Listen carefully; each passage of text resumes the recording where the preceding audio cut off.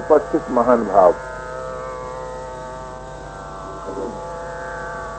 सच बात तो यह है कि बताने की कोई बात ही नहीं,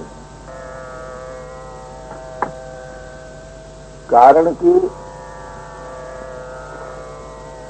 प्रत्येक साधक में साधन विद्यमान है। अपने बनाए हुए असाधन ने उस विद्यमान साधन को ढक दिया है। जिस समय साधन की लालसा जागृत होती है, उसी समय अपना बनाया हुआ असाधन हट जाता है और उसके हटते ही साधक और साधन में अभिन्नता हो जाती है। पर हमसे एक बड़ी भूल ये होती है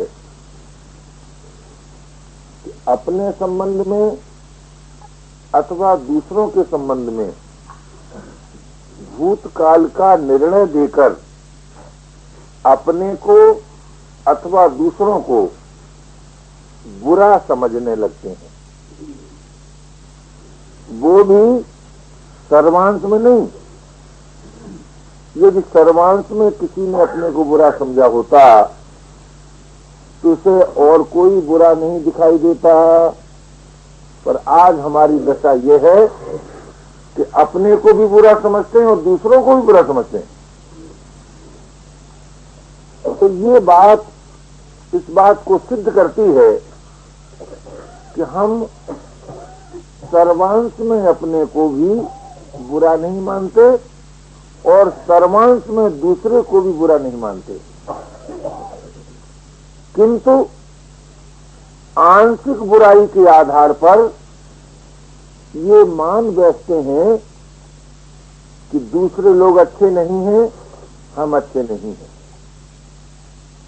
उसका बड़ा ही भयंकर परिणाम होता है। क्या होता है?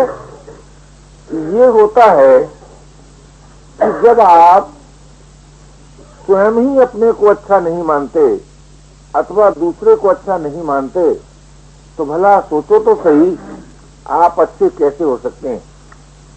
आप कहेंगे हम अच्छे होंगे जब अच्छा काम करेंगे।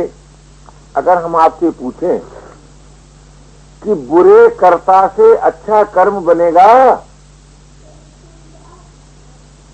तो आपके पास कोई इस बात का उत्तर नहीं है कि बनेगा। तो पहले कर्म अच्छा होगा कि पहले कर्ता अच्छा होगा? जरा ध्यान दें।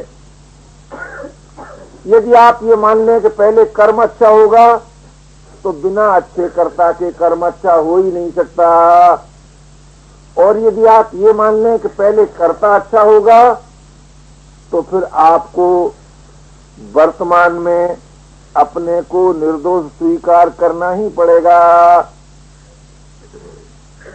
किंतु हम अपने को वर्तमान में निर्दोष स्वीकार करने के लिए राजी नहीं हैं।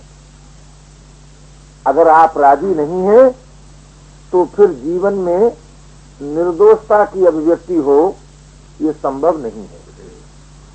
आप कहेंगे तो क्या हम अपने में दोषों को देखते हुए अपने को धोखा दें जो निर्दोष मान लें? अगर हम आपसे पूछें कि आप ईमानदारी से बताइए, किए हुए दोषों का प्रभाव है जीवन में अथवा आप दोषी हैं? आप कहेंगे कि किए हुए दोषों का प्रभाव ही दोष है। अगर प्रभाव ही दोष है तो फिर वो दोष कभी मिट ही नहीं सकता।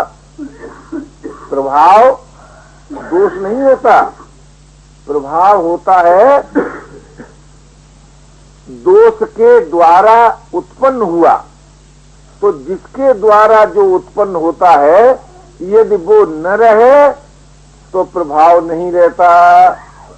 इसलिए आज एक मौलिक प्रश्न आता है सामने, और वो ये आता है क्या आप अपने को भला मानने के लिए राजी हैं? क्या आप दूसरों को भला मानने के लिए राजी हैं? यदि राजी हैं तो आप भी भले हो सकते हैं और दूसरे भी भले हो सकते हैं। आप कहेंगे कि न तो हम अपने को भला मानने के लिए राजी हैं और न हम दूसरों को भला मानने के लिए राजी हैं, तो सच मानिए न आप भले हो सकते हैं और न आपके द्वारा दूसरे भले हो सकते हैं। इसलिए यदि आप सचमुच साधन निष्ठ होना चाहते हैं और साध्य के अगाध अनंत प्रेम को प्राप्त करना चाहते हैं, तो ये बात स्वीकार ही करनी पड़ेगी कि वर्तमान मानव मात्र का सर्वथा निर्दोष है। वर्तमान क्यों निर्दोष है? कि भाई जरा सोचो तो सही। क्या सोचो? ये सोचो कि दोष की उत्पत्ति होती है कि दोष की सत्ता है। ये मौलिक प्रश्न है।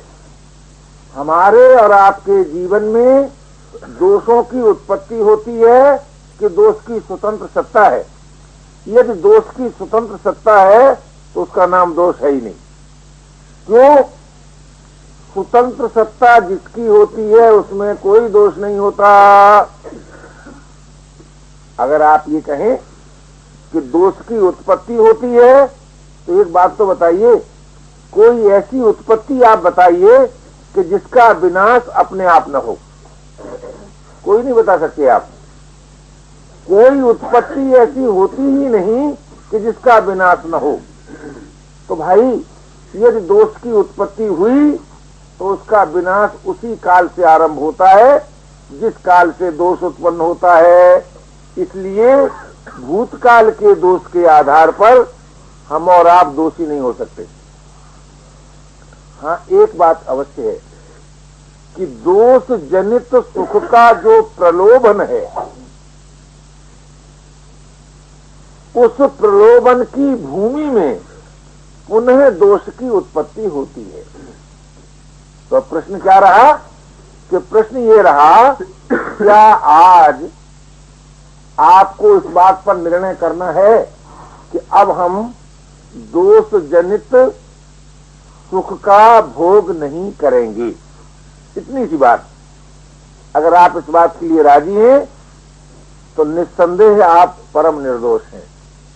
और अगर आप ये सोचते हैं कि दोष जनित सुख का प्रलोभन तो हम त्याग ही नहीं सकते, उसे तो हम सुरक्षित रखेंगे ही, तब भी आप सर्वांश में दोषी नहीं हो सकते, सभी के लिए दोषी नहीं हो सकते, सर्वदा के लिए दोषी नहीं हो सकते।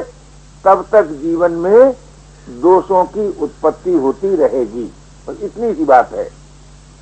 तो भाई अब इन दो बातों में से एक बात आपको निर्णय करना है कि आप वो जीवन पसंद करेंगे कि जिसमें दोषों की उत्पत्ति होती रहे, अथवा वो जीवन पसंद करेंगे कि जहां निर्दोषता की अभिव्यक्ति रहे।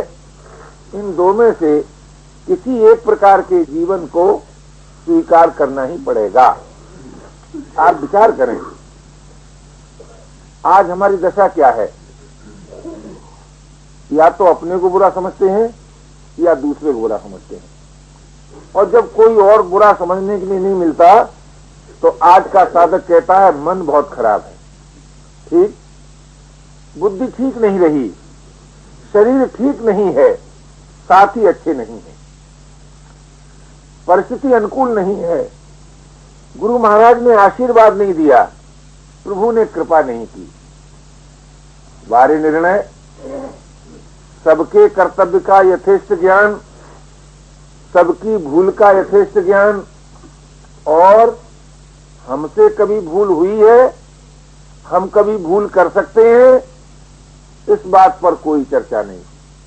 जरा ध्यान तो दीजिए, हमें दूसरा बुरा कब मालूम होता है? जब वो हमारे मन की बात पूरी नहीं करता। और हमें दूसरा अच्छा कब मालूम होता है कि जब वो हमारे मन की बात पूरी करता है। आप जरा कृपा सिंधु ये तो बताइए, क्या आपके मन में जो बात उत्पन्न होती है वो ऐसी होती है जो बुरी नहीं है? जरा ध्यान तो दीजिए। अगर आप ये कहते हैं कि हमारे मन में कोई बुरी बात उत्पन्न ही नहीं होती, तब तो कोई संसार में ऐसा हो ही नहीं सकता जो तुम्हारे मन की बात पूरी न करे। कोई नहीं हो सकता। और अगर आप ये कहते हैं कि हमारे मन में बुरी बात उत्पन्न होती है, तो मैं कहता हूं आपका सबसे बड़ा मित्र वही है जिसने आपके मन की बात पूरी नहीं की। क्योंकि बुरी बात में सहयोग देना ये तो आपके लिए हितकर नहीं होता। तो इस तरह से अगर आप सोचें तो अभी आपको ये मानना पड़ेगा कि भाई मन की बात पूरी न होने के आधार पर आज हम दूसरों को बुरा समझने लगे हैं। आज का महाजन कहता है मजदूर अच्छा नहीं, आज का मजदूर कहता है महाजन अच्छा नहीं। तो ध्यान दीजिए, राष्ट्र कहता है प्रजा क्या कहती है, दो बंधुओं के बीच में है। तो मैं आपसे पूछता हूं, दूसरा अगर ठीक नहीं है तो आप गलत क्यों होते हैं भाई? आप तो ठीक बने रहिए। आप कहें कि जब तक दूसरा ठीक नहीं होगा हम ठीक हो ही नहीं सकते, तो सच मानिए आप कभी ठीक नहीं हो सकते। क्यों? आपने पहले ही पराधीनता स्वीकार कर ली और इस बात को मान लिया कि जब दूसरे लोग ठीक होंगे तब हम ठीक होंगे। ये मालूम है क्या है? ये प्रतिक्रिया है, ये निर्णय नहीं है, ये वास्तविकता नहीं है कि दूसरों ने हमारा हानि पहुंचा दी। जो व्यक्ति, जो समाज, जो देश, जो वर्ग अपने दुख का कारण दूसरों ही को मानता रहेगा, आप सच मानिए वो कभी विकास नहीं कर सकता, उसका कभी विकास नहीं हो सकता। क्यों? क्योंकि भाई जब आपने दूसरा अपने दुख का कारण मान लिया तो आप तो अपने दुख मिटाने में स्वाधीन नहीं रहे ना। और जिस कार्य में आप स्वाधीन नहीं है उस कार्य में सिद्धि हो ही कैसे सकती है? इसलिए भाई बड़ी ठंडी तबीयत से, धीरज के साथ आपको ये सोचना पड़ेगा, क्या सचमुच हमारे दुख का कारण कोई दूसरा है? यदि हमारे दुख का कारण कोई दूसरा है तो बताओ कौन है? जब आप अपने अस्तित्व को स्वीकार करेंगे तब आपके सामने जगत आएगा, जगत। अथवा श्रद्धा रखते होंगे तो प्रभु आएंगे। इन्हीं बातों को न मानेंगे, अपने से भिन्न या तो जगत को मानेंगे अथवा अपने से भिन्न प्रभु को मानेंगे। जगत को मानेंगे इंद्रिय ज्ञान के आधार पर, प्रभु को मानेंगे श्रद्धा के आधार पर। किंतु विचार तो करो, जगत किसे कहते हैं? जो पर प्रकाश है, जो अपने को अपने आप प्रकाशित नहीं कर सकता। जगत किसे कहते हैं? जिसमें सतत परिवर्तन है। जगत किसे कहते हैं? जिसमें आदर्शन है। जरा ध्यान तो दीजिए, आप पर प्रकाश नहीं है, आप स्वयं अपने को आप प्रकाशित कर रहे हैं। तो जो पर प्रकाश नहीं है, स्वयं प्रकाश है, भला उसको दुख देने में पर प्रकाश समर्थ होगा? ध्यान दीजिए, विचार कीजिए। जो जगत अपने को अपने आप प्रकाशित नहीं कर सकता, जो जगत क्षण मात्र भी एक स्थिति में नहीं रह सकता, वो जगत उसको दुख देने में समर्थ होगा जिसमें कभी परिवर्तन हुआ ही नहीं। जो स्वयं प्रकाश है, तो स्वयं प्रकाश को पर प्रकाश दुख देने लग जाए, जरा ध्यान दीजिए, और स्वयं प्रकाश इस बात का निर्णय मान ले कि जगत ने हमको दुख दिया, जगत ने हमको दुख दिया, तो ये उसका मानना क्या उसकी ईमानदारी है या उसका ज्ञान है? न ज्ञान है न ईमानदारी है। तो फिर है क्या? तो फिर है क्या कि जगत की दासता ने जगत के द्वारा दुख देने की बात पढ़ाई, सिखाई, बताई। जगत की दास्ता ने। अब जरा सोचो तो सही, जगत की दास्ता स्वीकार किसने की? जगत की दास्ता किसने स्वीकार की? तो आपको विवश होकर मानना पड़ेगा मैंने की। तो दुख का कारण कौन हुआ? दुख का कारण कौन हुआ? आप कहेंगे मैं हुआ। जब जगत दुख का कारण मैं हुआ तो क्यों हुआ? कि जगत की दास्ता स्वीकार की। अच्छा भाई, जब आपको दुख का कारण मालूम हो गया कि जगत की दास्ता स्वीकार करने से मैं दुखी हुआ, अच्छा भाई उस दास्ता का त्याग कर दो, दुख मिट जाएगा। आप कहें कि नहीं नहीं, दुख मिट ही नहीं सकता। अगर दुख नहीं मिट सकता तो दुख के कारण का ज्ञान आपको कैसे हो गया? कैसे आपने निर्णय दे दिया कि अमुक हमको दुख देता है? ये निर्णय तो ज्ञान पूर्वक न होगा भाई। अमुक वर्ग कहो, अमुक व्यक्ति कहो, अमुक अवस्था कहो, अमुक परिस्थिति कहो, अगर हमको दुख देती है तो इस बात का ज्ञान के बिना निर्णय हो नहीं सकता। तो जब आपके ज्ञान का ही इसमें विरोध है कि भाई अगर हमारे जीवन में से वस्तुओं की दास्ता निकल जाए तो हमारे लिए वस्तु का न होना दुखद नहीं है। यदि हमारे जीवन में से व्यक्तियों की दास्ता निकल जाए तो व्यक्तियों का होना हमारे लिए दुखद नहीं है। यदि हमारे जीवन में से परिस्थितियों की दास्ता निकल जाए तो परिस्थितियों का होना हमारे लिए दुखद नहीं है। किंतु न तो हम वस्तु की दास्ता का त्याग करेंगे, न हम व्यक्ति की दास्ता का त्याग करेंगे, न हम परिस्थितियों की दास्ता का त्याग करेंगे, और दिन रात सोचते रहेंगे हम दुखी हैं और हमारे दुख का कारण दूसरे लोग हैं। ये साधक का सोचना नहीं है, ये विचारशील का सोचना नहीं है। ये तो उसका सोचना है कि जो एकमात्र सुख भोग में ही निरंतर रत रहना चाहता है, जो सुख की दास्ता से ऊपर नहीं उठना चाहता है, उसका ये सोचना ठीक है। आप ध्यान दीजिए और स्वयं विचार कीजिए कि पर प्रकाश वस्तुएं स्वयं प्रकाश को दुख नहीं दे सकती। अब यहाँ एक दार्शनिक थोड़ा विचार कर लो। आप कहेंगे कि हम ये मानने के लिए राजी नहीं हैं कि वस्तुओं से भिन्न भी हमारा जीवन है। मेरे जो सोचने का ढंग है वो कुछ अपने को सामने रख करके है। अगर कल्पना करो हम ये मान लें कि वस्तुओं से भिन्न हमारा कोई जीवन ही नहीं है, वस्तु ही हम हैं, तो मैं आपसे पूछता हूं, वस्तुओं से भिन्न हमारा कोई जीवन नहीं है, ये ज्ञान वस्तु को है कि आपको है? इस बात का जो ज्ञान हुआ आपको कि वस्तुओं से भिन्न हमारा जीवन नहीं है, तो ये ज्ञान वस्तु को है।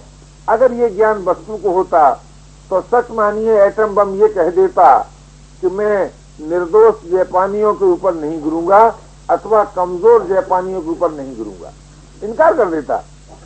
लेकिन उस बेचारे ने कुछ नहीं कहा, कुछ नहीं कहा।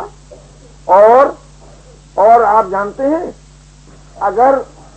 अगर वस्तु में इस बात का ज्ञान होता तो जिस विज्ञान बेटा ने एटम बम निकाला था उसकी बुद्धि उसको ये कहती कि अरे भाई देख, एटम बम तो मेरे द्वारा तूने निकाला है ना, मेरे द्वारा तूने निकाला है, और तू अपने को पैसों के बदले में बेचकर क्यों मेरा दुरुपयोग करता है? उसकी बुद्धि उसे रोक देती। लेकिन न उसकी बुद्धि ने रोका, न एटम बम ने रोका। क्यों नहीं रोका? कि भाई वस्तु जो होती है उसमें शक्ति तो होती है। जरा ध्यान दीजिए, वस्तु में शक्ति तो होती है किंतु वस्तु में ज्ञान नहीं होता। साधारण लोग क्या समझते हैं कि शक्ति के उपयोग को ज्ञान मान लेते हैं, शक्ति के कार्य को ज्ञान मान लेते हैं, और जो शक्ति के कार्य को ज्ञान मान लेते हैं वे ही लोग वस्तुओं के दास बन जाते हैं। आज क्या कारण है? एक आदमी सोचता है कि मैं तो बहुत बड़ा आदमी हो गया। किस लिए बड़ा आदमी हो गया? क्योंकि मैं मिल ओनर हूं और मेरे पास बहुत सी संपत्ति है, बहुत सा सामान है। अच्छा भाई, सामान होने से, संपत्ति होने से अगर तुम बड़े आदमी हो गए तो मैं आपसे पूछता हूं कि वो संपत्ति बड़ी आदमी हो गई कि तुम बड़े आदमी हो गए? तुम तो लोभी हो गए, लोभी। ध्यान दीजिए, संपत्ति होने से अगर तुम्हें बड़ापन मालूम होता है तो संपत्ति का बड़ापन व्यक्ति के जीवन में लोभ को जन्म देता है। व्यक्तियों का बड़ापन व्यक्ति के जीवन में मोह को जन्म देता है। परिस्थितियों का बड़ापन व्यक्ति के जीवन में परिच्छिन्नता का जन्म देता है। अब आप सोचें, और हर भाई सोचे कि लोभी को तुम बड़ा आदमी कह सकते हो?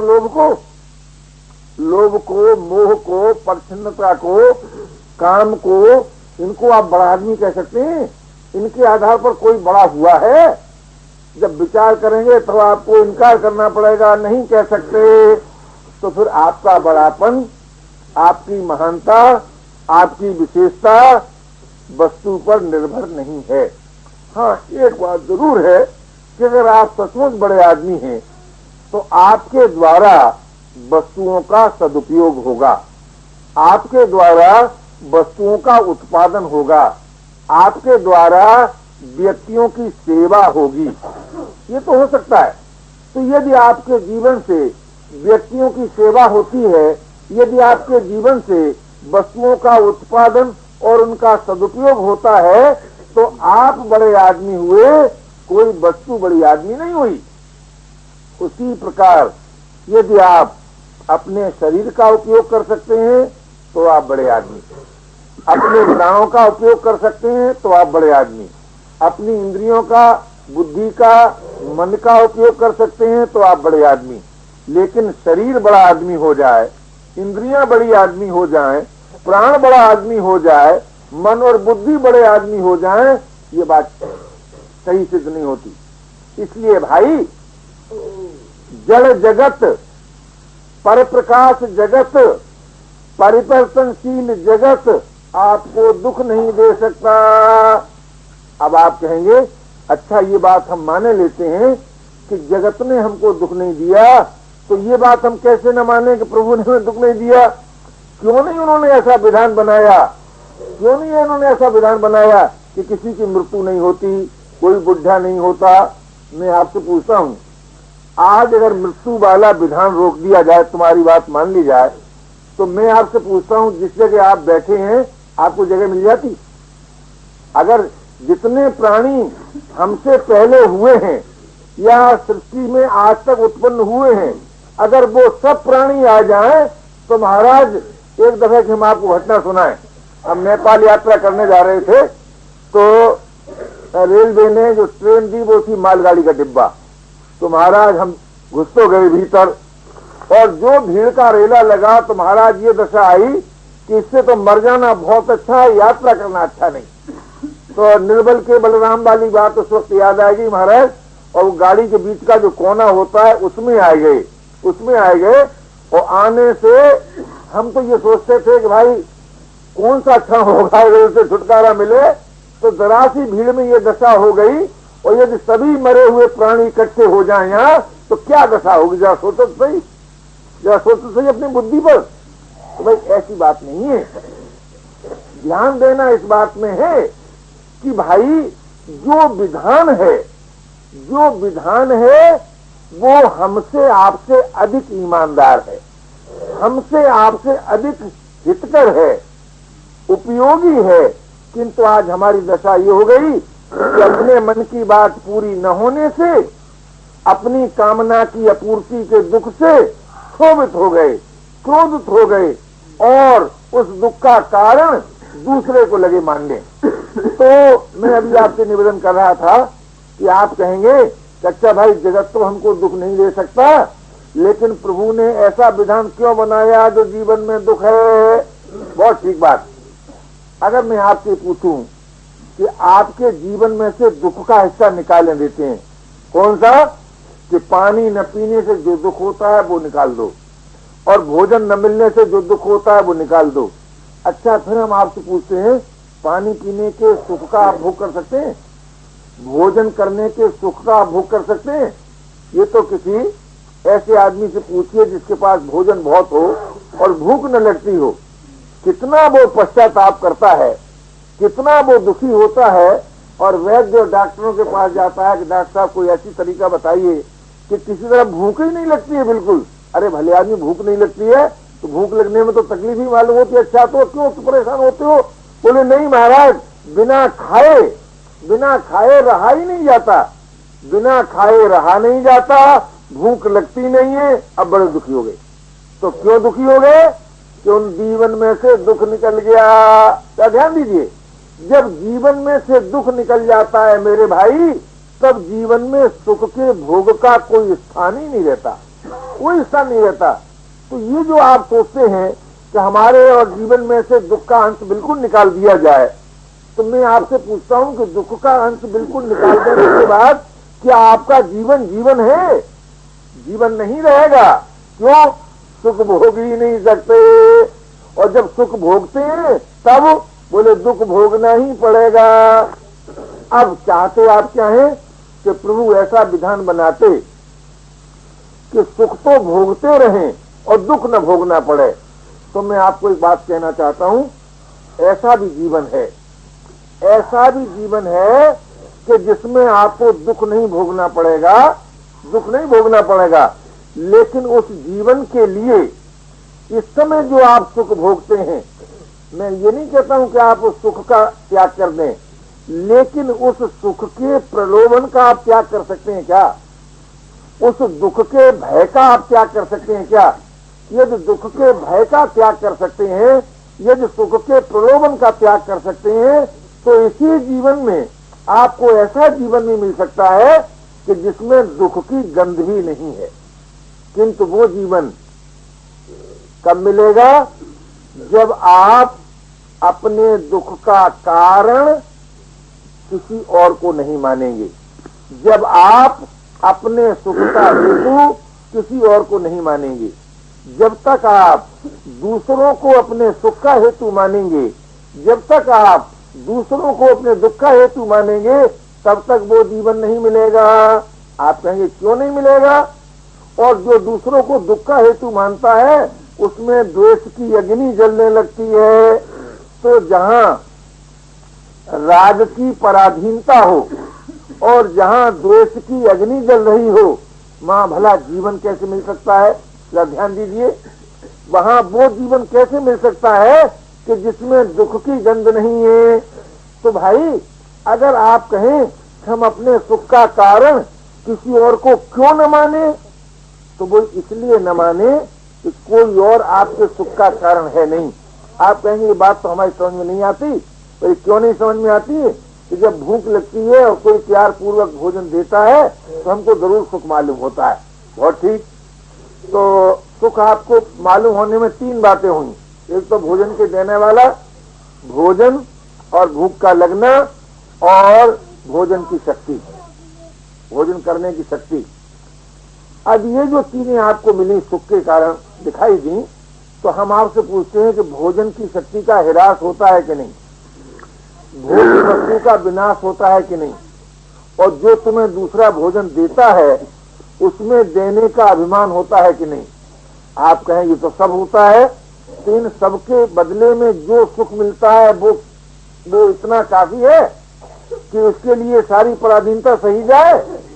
अगर आपको काफी मालूम होता है तो हम और आप सुख की दास्ता से मुक्त नहीं हो सकते। और अगर आपको ये मालूम होता है कि भाई क्षणिक सुख के लिए बहुत सी पराधीनता सहनी पड़ती है, तो फिर क्या करें? क्या भोजन करना बंद कर दें? ये मतलब नहीं है। तब ये करें कि भोजन से अपना मूल्य बढ़ाएं। मूल्य बढ़ाने का अर्थ क्या है कि यदि भोजन नहीं मिला है तो भोजन का चिंतन न करें। आप कहें भोजन का चिंतन करते हैं क्या? भूख लगने पर तो भोजन का चिंतन होता है भाई ऐसी बात नहीं है, ऐसी बात नहीं है। जिस दिन आप फास्टिंग करना चाहते हैं, उपवास करना चाहते हैं, उस दिन तो आपको भोजन का चिंतन नहीं होता। लेकिन क्या उस दिन भूख नहीं लगती? उस दिन भूख लगती है और भोजन का चिंतन नहीं होता। क्यों? आपका निर्णय ये हो जाता है कि हमको भोजन नहीं करना है। तो जब आपका ये निर्णय हो जाएगा कि भोजन से हमारा मूल्य अधिक है, भोजन का मूल्य हमसे कम है, क्यों? भोग्य वस्तु का विनाश होगा, भोगने की शक्ति का ह्रास होगा, इसलिए भूख से भी हमारा मूल्य अधिक है और भोजन से भी हमारा मूल्य अधिक है। दिन की बात सुनाया आपको। मैं गंगा किनारे अकेला रहता था, एक संत से बात होने लगी। मैंने कहा कि आपको सायंकाल की भूख नहीं लगती है? तो उन्होंने कहा भूख तो लगती है। तो मैंने पूछा क्या खाते हो? तो हंसकर कहा भूख को खाते हैं, भूख को खाते हैं। अब आप लगती है? तो उन्होंने कहा भूख तो लगती है। तो मैंने पूछा क्या खाते हो? तो हंसकर कहा भूख को खाते हैं, भूख को खाते हैं। अब आप लोगों को तो आश्चर्य होगा कि भूख भी खाई जाती है, लेकिन हाँ भाई एक ऐसी स्टेज आ जाती है जीवन की कि जिसमें भूख खाई जाती है। तो भूख से भी यदि हम अपना मूल्य बढ़ा लें तो भोजन से भी अपना मूल्य बढ़ा सकते हैं। अगर आपने भूख से अपना मूल्य नहीं बढ़ाया, बोले भूख से अपना मूल्य बढ़ाना क्या कि भूख लगने पर जब आप इतने अधीर हो जाते हैं, इतने व्याकुल हो जाते हैं कि हाय हाय रे भोजन नहीं मिलेगा तो तब जीवन ही नहीं रहेगा। तो भाई जीवन तो भोजन के मिलते हुए भी नहीं रहेगा। आपने सच मानिए, अगर हम भूखे मर जाएंगे तो आप खाते खाते भी मर जाएंगे, अमर नहीं हो जाएंगे। भोजन आज तक किसी को अमर कर नहीं सका, कर सकेगा नहीं। तो कहने का मेरा तात्पर्य है कि भूख से भी अपना मूल्य बढ़ाओ और भोजन से भी अपना मूल्य बढ़ाओ। तात्पर्य क्या निकला कि दुख से भी अपना मूल्य बढ़ाओ और सुख से भी अपना मूल्य बढ़ाओ। जब आप दुख और सुख दोनों से अपना मूल्य बढ़ाएंगे तब क्या होगा कि आप फिर अपने दुख का कारण किसी और को नहीं मानेंगे, अपने सुख का कारण किसी और को नहीं मानेंगे। जब आप अपने सुख दुख का कारण किसी और को नहीं मानेंगे तो न तो नवीन राज की उत्पत्ति होगी और न द्वेष की अग्नि जलेगी। जहां राज की उत्पत्ति नहीं होती, जरा ध्यान दीजिए, जब जीवन में राज की उत्पत्ति नहीं होती तब मालूम है क्या होता है? तब सहज योग की प्राप्ति होती है। राग रहित होते ही सहज योग की प्राप्ति। किसको? मानव मात्र को। ये मत सोचिए कि जो ईश्वर को मानता है उसी को योग की प्राप्ति होती है, अथवा जो आत्मा को मानता है उसी की योग की प्राप्ति होती है, अथवा जो जगत को मानता है उसी की योग की प्राप्ति होती है। ऐसी बात नहीं। चाहे आप जगत को माने, चाहे आप आत्मा को माने, चाहे आप ईश्वर को माने, ये आपकी अपनी मर्जी की बात है। जगत के मानने से, आत्मा और ईश्वर के मानने से वास्तविकता में कोई अंतर पड़ता हो, ऐसी बात नहीं है। वास्तविकता क्या कि जब आप राग रहित होंगे तब आपको सहज योग की प्राप्ति होगी। कोई साधक ऐसा कहते हैं कि जब हम शांत होना चाहते हैं या शांत जब हम बैठते हैं तब हमारे चित्त में ऐसे ऐसे स्मरण होते हैं, ऐसे ऐसे स्मरण होते हैं कि जो हमको अच्छे नहीं लगते। बात ठीक, बिल्कुल ठीक बात है। ऐसे स्मरण हो सकते हैं। तो क्यों होते हैं कि वो जो स्मरण होते हैं ऐसे ऐसे जो अच्छे आपको नहीं लगते हैं, उसके दो कारण हैं। एक तो आप ये पहले ही से सोच लेते हैं कि हम ये चाहते हैं कि अब चित्त में कोई स्मरण न हो, ये चाहते हैं। तो जब कोई भी चाह पैदा हो जाती है तब स्मरण रहित दशा हो ही नहीं सकती। ये बड़ी एक पहेली है। जो आदमी ये सोचता है कि मैं निर्विकल्प समाधि का सुख लेना चाहता हूं, कम से कम जब तक ही वो चाहता है तब तक तो नहीं होगी, ये निश्चित बात है। तो होगी कैसे? बड़ी आश्चर्य की बात है कि चाहने पर निर्विकल्प समाधि नहीं होगी तो क्या न चाहने से होगी? कि भाई देखो, न चाहना जो है वो प्राप्त नहीं किया जाता, वो अपने आप प्राप्त होता है। कब प्राप्त होता है? कि जब आप अपनी वर्तमान की निर्दोषता में अविचल श्रद्धा करते हैं। अविचल श्रद्धा कैसी कि भाई जब आप ये सोच लेते हैं कि भूतकाल हमारा चाहे जैसा रहा हो और भूतकाल चाहे जिसका चाहे जैसा रहा हो, किंतु वर्तमान तो हम सबका परम निर्दोष है, परम निर्दोष है। क्यों निर्दोष है कि भाई हमने आज ये मान लिया है, क्या मान लिया है कि हम अपने सुख का, अपने दुख का कारण किसी दूसरे को नहीं मानेंगे। जब हम अपने सुख का कारण किसी दूसरे को नहीं मानेंगे, तब वस्तु और व्यक्ति से जो हमारा संबंध है, वस्तु और व्यक्ति की जो हमारे में आस्था है, आस्था, ठहराव, तो वो ठहराव मिट जाएगा और वो संबंध टूट जाएगा। आप कहेंगे बाबा जी आपने तो ऐसी बात बता दी कि जिस प्राण प्यारी के बिना हम रह नहीं सकते, तुम कहते हो संबंध तोड़ दो। जिस प्राण पति के बिना हम रह नहीं सकते, संबंध तोड़ दो। अजी हम नहीं कहते हैं, तुम रोज तोड़ते हो लेकिन बार बार जोड़ते हो। बोले कैसे? हम आपसे पूछते हैं जिसे तुम अपनी प्राण प्यारी कहते हो, गहरी नींद में क्यों भूल जाते हो भैया? बताओ तो सही। गहरी नींद में तुम्हारी प्राण प्यारी कहाँ रहती है? गहरी नींद में तुम्हारा मिल कहाँ रहता है? गहरी नींद में तुम्हारा पद कहाँ रहता है? गहरी नींद में ईमानदारी और बेईमानी से जोड़ा हुआ धन कहाँ रहता है? बताओ। है आपके साथ? है आपके साथ? आपको मानना पड़ेगा नहीं। अगर हम पूछें कि गहरी नींद में भैया तुमको क्या दुख था, कहेंगे कोई दुख नहीं था, एक ही दुख था कि जड़ता थी, उसमें जड़ता थी। हम कहें भैया एक ऐसी नींद भी है कि जिसमें गहरी नींद के समान दुख नहीं है किंतु जड़ता नहीं है। तो बोले वो नींद तो हमको बहुत पसंद आएगी। तो वो नींद किसको मिलती है? वो नींद किसको मिलती है? वो नींद उसको मिलती है जो अपने सुख दुख का कारण दूसरे को नहीं मानता, अपने सुख दुख का कारण दूसरे को नहीं मानता, लेकिन इस बात का बड़ा ध्यान रखता है, इस बात का कि कहीं मेरे द्वारा किसी को दुख न हो जाए, इस बात का ध्यान रखता है।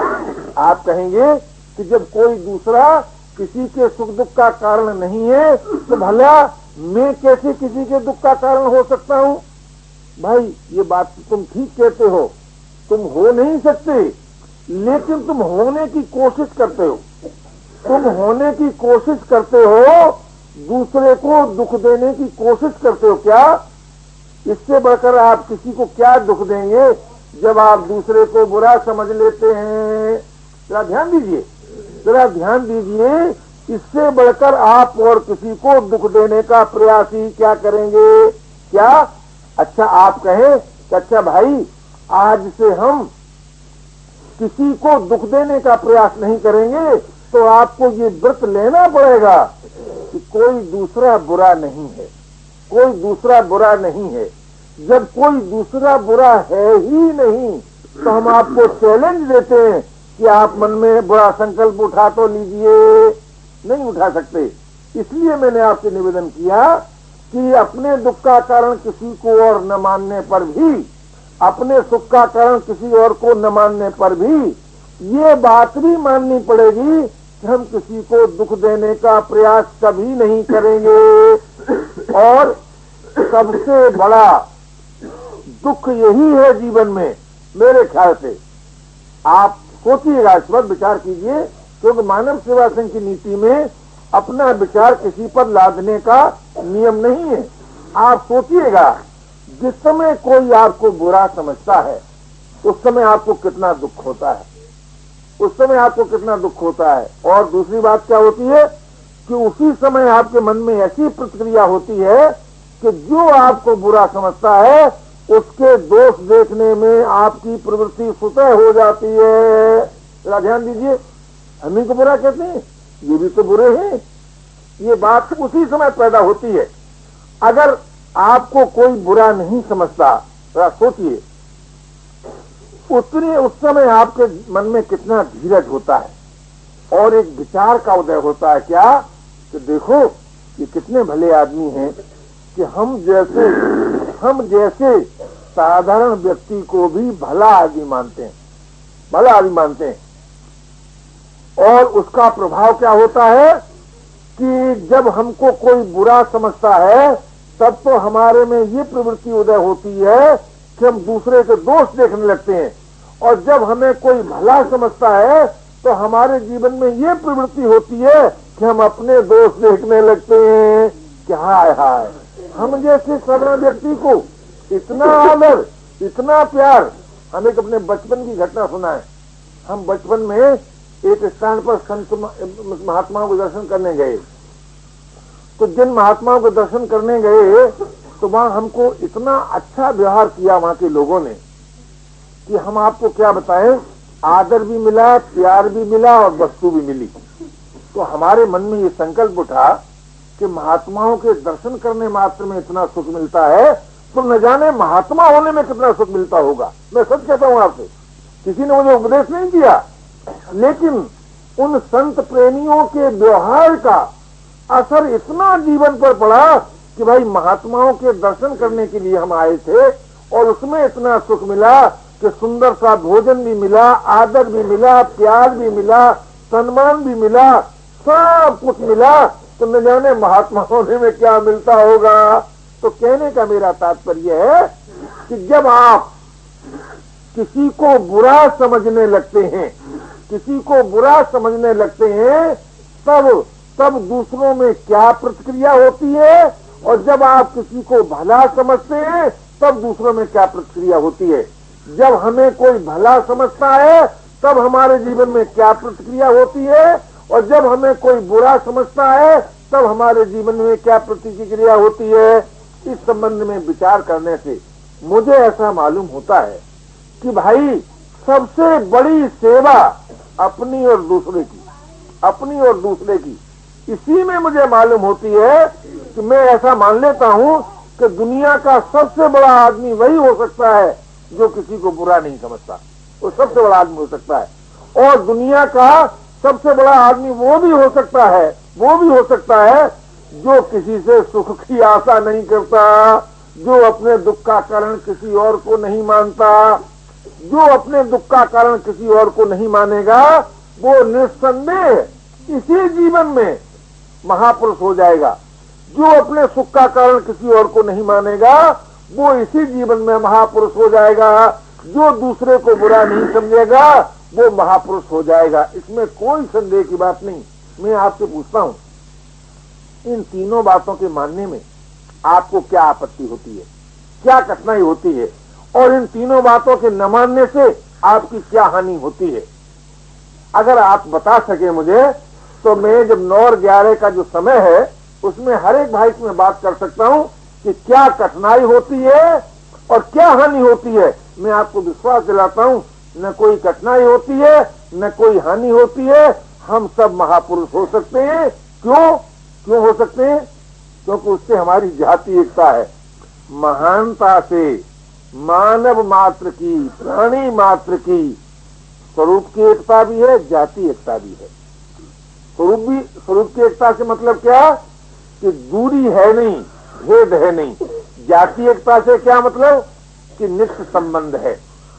अब ये दार्शनिक चर्चा है कि भाई किसी ने जाति एकता मानी और किसी ने स्वरूप की एकता मानी, इस चक्कर में आपको पढ़ने की जरूरत नहीं है।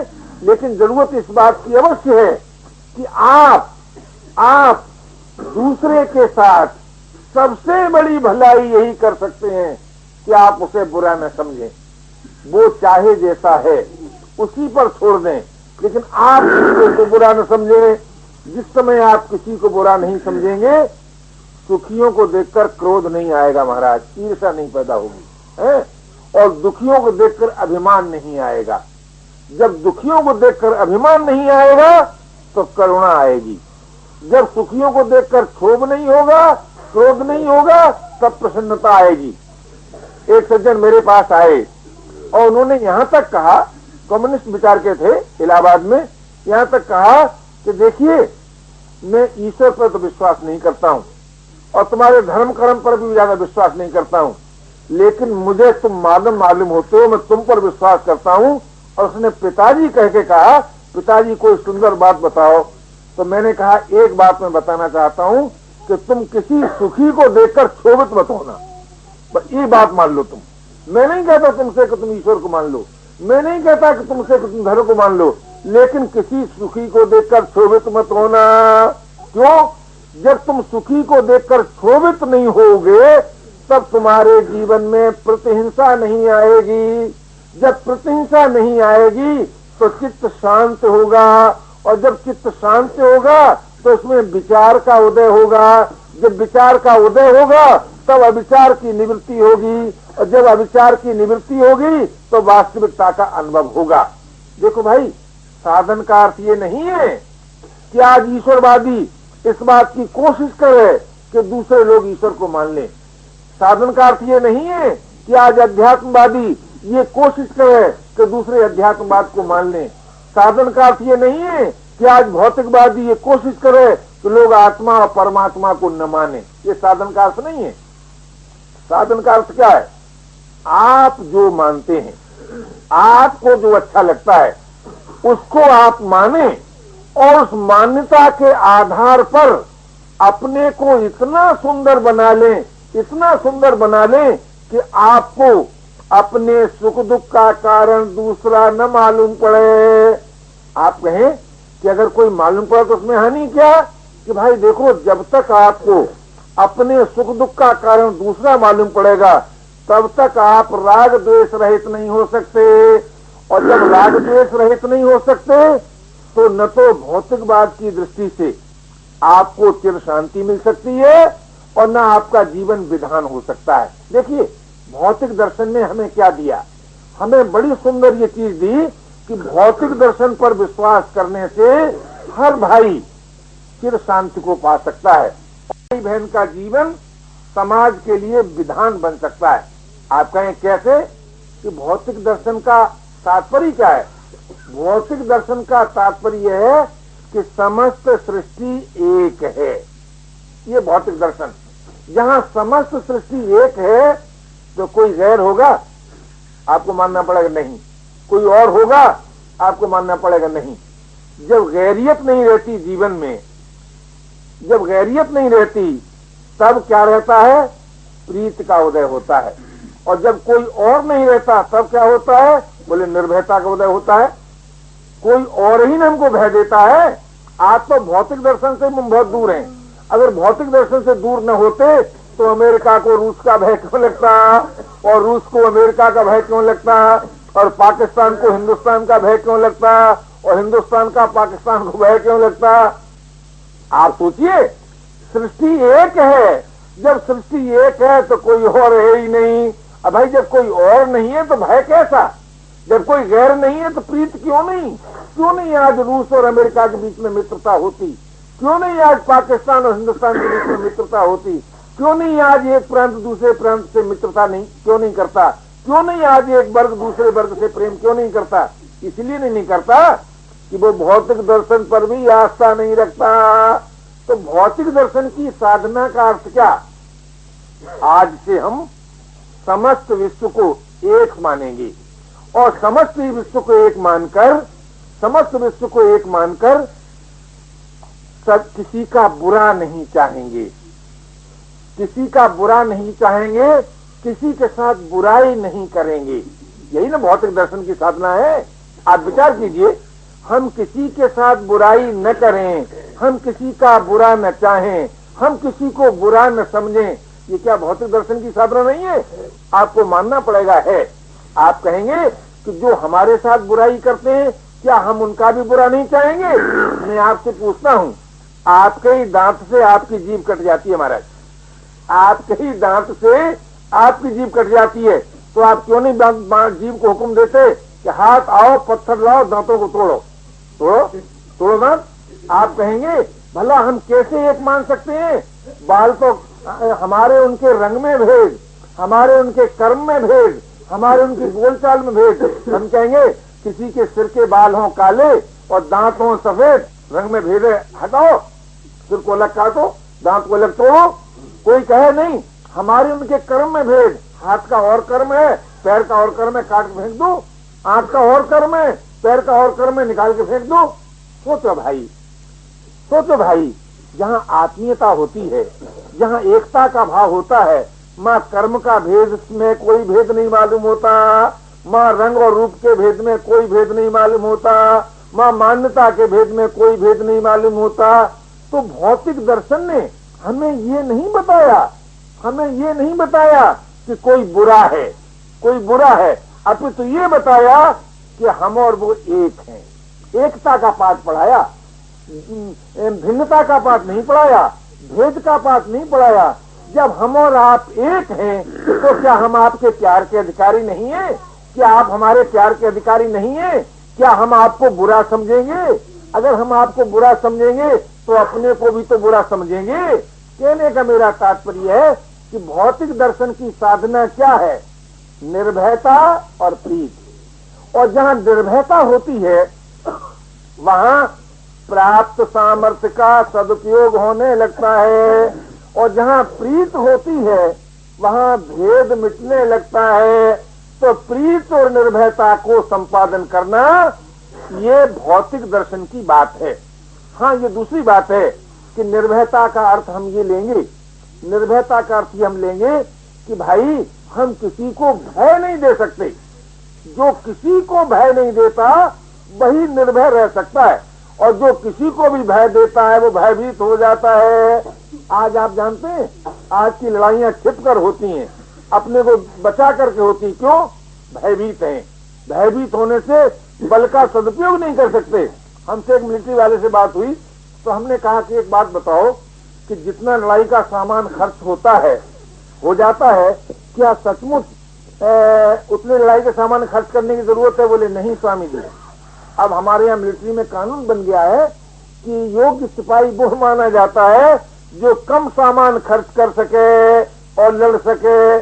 तो धीरे धीरे तो आप जानते हैं मनुष्य सत्य की ओर ही चलता है। तो कहने का मेरा तात्पर्य था भाई कि भौतिक दर्शन के आधार पर भी आप किसी को बुरा नहीं समझ सकते, आप किसी को गैर नहीं समझ सकते, आप किसी का बुरा नहीं चाह सकते, आप किसी के साथ बुराई नहीं कर सकते।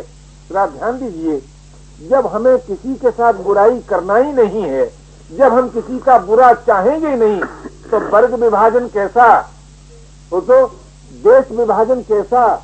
ध्यान दो, वर्ग विभाजन कैसा, देश विभाजन कैसा, पार्टी फीलिंग कैसी आ सकती? बात नहीं आएगी। जब ये नहीं आ सकती तब प्रत्येक व्यक्ति का जीवन इतना सुंदर हो जाएगा कि उस जीवन का लोग अनुसरण करेंगे। इसी का नाम है सुधार और सुधारक। सुधारक उसे नहीं कहते जो समाज में एक विद्रोह पैदा कर दे, सुधारक उसे कहते हैं जो समाज में एकता का जन्म दे। और एकता का जन्म बिना प्रीति के नहीं होता, और प्रीति बिना अपना माने नहीं होती। तो समस्त विश्व को जो अपना मान लेता है वो है भौतिकवादी, और उस भौतिकवादी के जीवन में प्रीति की गंगा लहराती है, निर्भयता की गंगा लहराती है, और सुख दुख की दास्ता से मुक्त होता है। क्यों? आप कहें सारे विश्व को अपना मानकर आप एक क्षण नहीं रह सकते दुखी होकर सुखी होकर। अच्छा भाई, सारे विश्व को अपना मान लो, लाखों नौजवान इस वक्त मर रहे होंगे बैठकर, रो हिम्मत किसी में? ये जो आप सुख दुख का जो भोग करते हैं, सुख दुख का भोग करते हैं एक अपनी नई दुनिया बनाकर।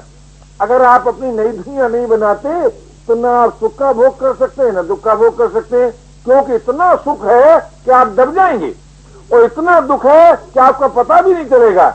इसलिए भाई, जब हम सारे विश्व को अपना मान लेते हैं तब सुख दुख का भोग नहीं करते, तो करते क्या है कि सुख दुख का उपयोग करते हैं। आज हम भौतिक दर्शन से भी बहुत नीचे गिर गए, बहुत नीचे गिर गए। तो जब भौतिक दर्शन से ही बहुत नीचे गिर गए तो अध्यात्म दर्शन और आस्तिक दर्शन की तो भैया आरंभ ही नहीं होता। तो मेरा निवेदन ये था कि समस्त विश्व के साथ एकता स्वीकार करना मानव मात्र का पहला साधन है, पहला साधन है। और जब हम समस्त विश्व को एक को अपना मान लेते हैं या अपने से अभिन्न मान लेते हैं, तब क्या होता है कि सुख और दुख के भोग की सामर्थ्य ही नहीं रहती। न तो सारे विश्व का हम सुख भोग सकते हैं, न सारे विश्व का हम दुख भोग सकते हैं। जहाँ सुख दुख भोग की सामर्थ्य नहीं रहती, माँ सुख का उपयोग होने लगता है, दुख का उपयोग होने लगता है। बोले दुख का उपयोग किसमें होता है? विरक्ति में। सुख का उपयोग किसमें होता है? उदारता में। तो वो जो उदारता और विरक्ति है वो क्या करती है कि हमें भौतिक दर्शन से अध्यात्म दर्शन में प्रवेश कराती है। उदारता और विरक्ति। आप कहेंगे उदारता और विरक्ति कैसे प्रवेश करा देती है? कि उदारता जो है उसमें सुख भोग की रुचि का नाश हो जाता है, और विरक्ति जो है बोले उसमें उससे दुख का भय नाश हो जाता है। तो जहाँ दुख का भय नाश हुआ और जहाँ सुख भोग की रुचि का नाश हुआ, वहाँ अपने आप सुख दुख से अतीत के जीवन की प्राप्ति होती है। तो सुख दुख के उपयोग का नाम भौतिकवाद और सुख दुख से अतीत के जीवन का नाम अध्यात्मवाद। वही जहाँ सुख दुख से अतीत के जीवन की प्राप्ति होती है, फिर बोले वहाँ जहाँ सुख दुख से अतीत के जीवन की प्राप्ति है, वहीं परम प्रेम की अभिव्यक्ति भी है। तो वो जो परम प्रेम की अभिव्यक्ति है वो है आस्तिक दर्शन। कहने का मेरा तात्पर्य था कि ये आपका मानव जीवन इतना सुंदर जीवन है, इतना सुंदर जीवन है कि भौतिक दर्शन की दृष्टि से भी, आध्यात्मिक दर्शन की दृष्टि से भी, आस्तिक दर्शन की दृष्टि से भी आप इतने सुंदर हो सकते हैं, इतने सुंदर हो सकते हैं कि आपकी आवश्यकता सभी को है और आपकी अपनी कोई आवश्यकता नहीं। जिसकी अपनी कोई आवश्यकता नहीं रहती वही मुक्त है, और जिसकी सभी को आवश्यकता रहती है वही भक्त है। तो आप भक्त भी हो सकते हैं, मुक्त भी हो सकते हैं, और इसी जीवन में हो सकते हैं अथवा अभी हो सकते हैं। तो मेरे अभी कहने से लोग भयभीत हो जाते हैं, लेकिन वास्तव में बात सच्ची है। आप इसी क्षण से 3 बातें स्वीकार कर लीजिए। हम किसी को बुरा नहीं समझेंगे, पहली बात। हमारे दुख का कारण कोई और नहीं, दूसरी बात। और हमारे सुख का कारण कोई और नहीं, तीसरी बात। जब आप किसी को बुरा नहीं समझेंगे तब सर्व आत्म भाव की अभिव्यक्ति होगी।